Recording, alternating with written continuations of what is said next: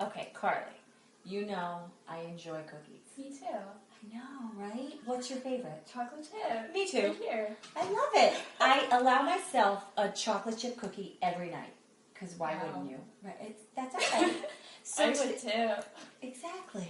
Today I was at the store and I saw some different pricing. And I just want to figure out what's the cheapest. Because you know I always like to have the chocolate chips in the house. Okay. But I definitely want to save as much money as I can. So I want to buy the cheapest option. I saw I could get one cookie for 50 cents. Then I saw these packages of 3 for $1.25. And then I saw this package of 12 for $5. Okay. And I'm just trying to figure out what's really the cheapest option. Should I just buy a bunch of 1 cookies for 50 cents? Or would it be better to buy some packages with 3 cookies for $1.25? How can I figure out what's really the cheapest? What can I do?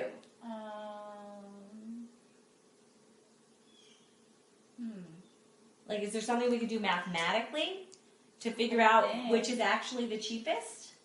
I think. Okay. What do you think? Would you try to find out the price of each individual cookie and then compare them? Oh my gosh, I love that idea. So we're going to take this package of 3 cookies for $1.25, figure out the cost of each individual cookie in there, then compare.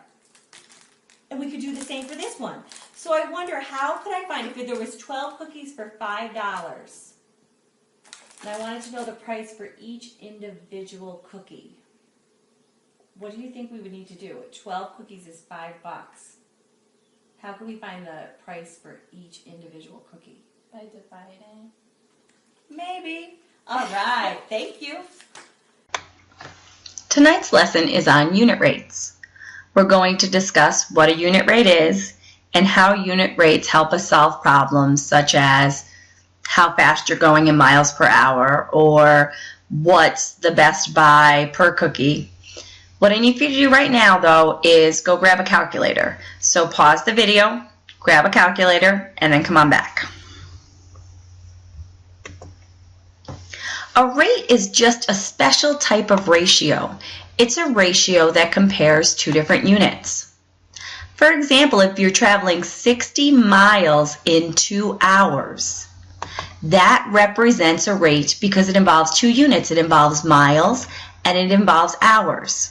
It's still a beautiful ratio, 60 to 2, but it's special. It's a rate because of the 60 being in miles and the 2 being in hours.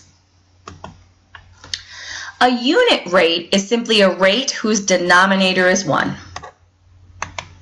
So if we look at our original example again, you're traveling 60 miles in 2 hours. The unit rate would be how many miles can you travel in 1 hour? So if you travel 60 in 2 hours, to figure out the unit rate, you want to know how many miles you're going to travel in just 1 hour. And here's how we can figure that out. We look at our denominator. Unit rate, the denominator needs to be 1. So we take our denominator of 2, divide that by 2 so our denominator can become 1.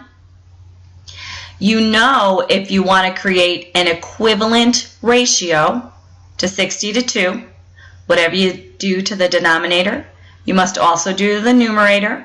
So you'll take 60 divided by 2 is 30. So 60 miles in 2 hours, an equivalent rate to that would be 30 miles in 1 hour. And as soon as you have a 1 in the denominator, you know you've been able to create a unit rate. That's what makes this a unit rate, the denominator being 1. It's an equivalent rate in simplest form with a denominator of 1. So 30 is our unit rate. It means in 1 hour that car will travel 30 miles. Now I'd like to do the first example that I'm going to have you try on your own in just a moment. Let's read through it together. We're buying some cookies. Value Mart is advertising a sale on cookies. A pack of 12 sells for $5, whereas a 3-pack of the same type of cookie costs $1.25. You can also buy those cookies individually for 50 cents each. Which is the better buy, and how do you know? What I need for you to do is I need for you to think back to the video clip at the beginning of this lesson. We discussed this problem. You can rewatch that video clip if you need. And then I need for you to go ahead and try this problem on your own. Pause the video, come on back, and we'll solve it together. Hopefully you paused the video. To figure this out, we want to know which is cheapest per cookie. So what we really want eventually is to find cost per or of one cookie. That's what we're looking to do. Now we know we could start with our 12 pack. So our cost is $5 for 12 cookies. So we can start by doing cost over number of cookies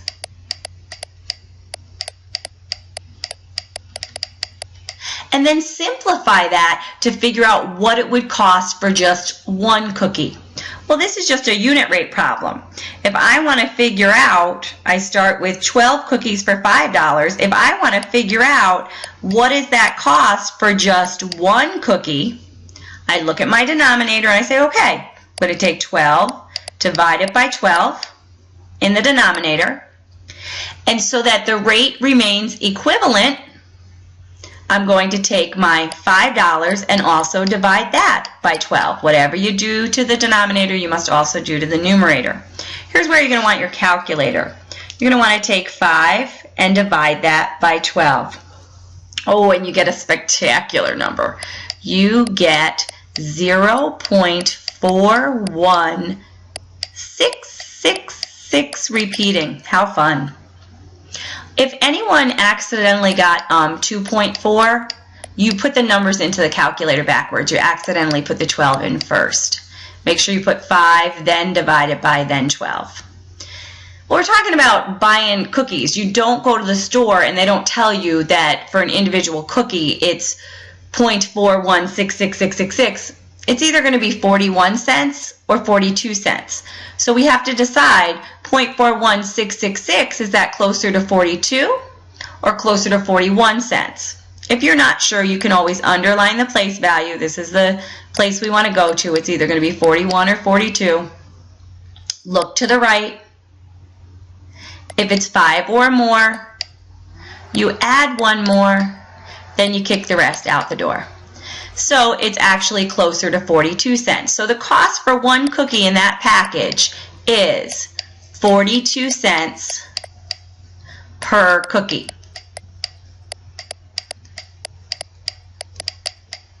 I just want to make sure you realize if you're writing 42 cents, you can write it like this. You can write it like this with no decimal point, but with a nice cent sign after it.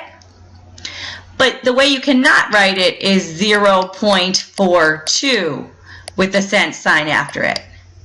That's because 0.42 is actually 0.42 cents would be less than a penny. So that's totally not acceptable. I always just write it with the dollar sign and my decimal point. So it's 42 cents per cookie. Now if we take a look at the 3-pack, let's see if that's a better deal. So the 3-pack costs $1.25. So again, if I want to do cost per cookie, and the reason that I know I want it to be cost in the numerator, cookie in the denominator, because I want to get to the point where we're talking about the cost of just one cookie, so I can compare it to the individual cookies. Well, if it's $1.25 for 3 cookies, and I want to know how much for one cookie, I look at my denominator, I say, okay, how do I get from 3 to 1? I just divide by 3. So then I'm going to divide the numerator by 3. 125 divided by 3. You'll want to punch that in on your calculator. Again, you're going to get this beautiful 0.41666. And we just decided that that meant 42 cents per cookie. Well, I'm going to tell you, individually, it was 50 cents per cookie if you buy them individually. So if I go ahead and I look at this, I know the 50 cents per cookie is not the better buy. Because if you buy the 12-pack, you're saving 8 cents a cookie, and if you buy the 3-pack, you're saving 8 cents a cookie. So it's definitely not that. But to tell you the truth, the 12-pack and the 3-pack are actually the same buy. They're both a better buy than the individual cookie sales.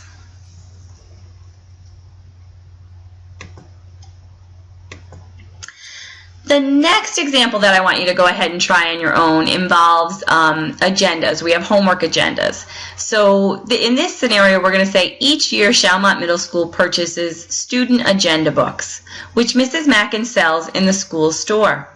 This year, the school purchased 350 books at a cost of $1,100. If the school would like to make a profit of $1,000 to help pay for field trips and school activities, what is the least amount they can charge for each agenda book? So we're looking for the charge for each agenda book. How much is each agenda book going to have to cost so that they can pay the company back the $1,100 plus on top of that make a profit of $1,000 for the school? So I need you to pause the video, take a minute, try this problem on your own, then come on back and we'll solve it together. Hopefully you pause the video. So the first thing I need to think about is I need to say for 350 books that the school had to pay out $1,100 for those 350 books. Additionally, they want to bring in an additional $1,000 so that they can make a profit.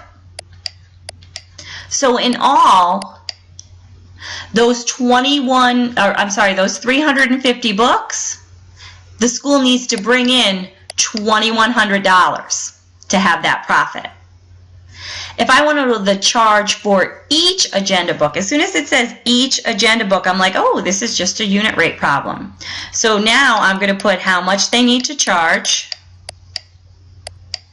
per one agenda book. That's what we want to find out.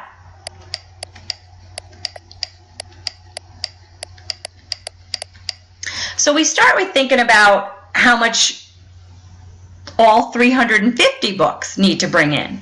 Well, for 350 books, the total charge is going to be $2,100. So we have $2,100 they need to take in when they sell all 350 books. And I want to know what the school will have to charge for each individual agenda book to make that $2,100 back. So I look at my denominator and say, okay, it starts at 350. I need to rewrite it to find out how much one will cost. $2,100 for 350 books. How much for one book? So I just take 350 divided by 350, come up with my 1. That tells me I'm also going to take 2,100 and have to divide that by 350. So our rate remains equivalent. As long as you divide top and bottom by the same amount, you have an equivalent ratio. So we're going to want our calculator again. 2,100 divided by 350. You put the 2,100 in first because it comes first here in the problem.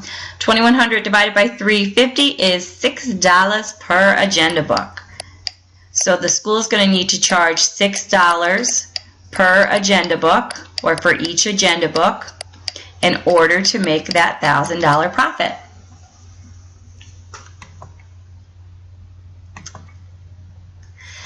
And as our final wrap up for tonight, I'd like you to answer the following reflection question and be ready to share it in class tomorrow. In class tomorrow, we'll just pull a card, have that person come on up, underneath the document camera, show what they've written up about the focus question.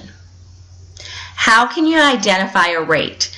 What that's asking is, we know a rate is a special type of ratio. What makes it a rate? We talked about cost per cookies. We talked about miles you can travel per hour. Those are some examples of the rates we discussed tonight. How do you know they're rates and not just a regular old ratio? What makes them special? And then how can unit rates help us to solve problems? What type of problems can unit rates help us solve? Hopefully you write up some great responses to that. Can't wait to hear them tomorrow. Thanks. Have a good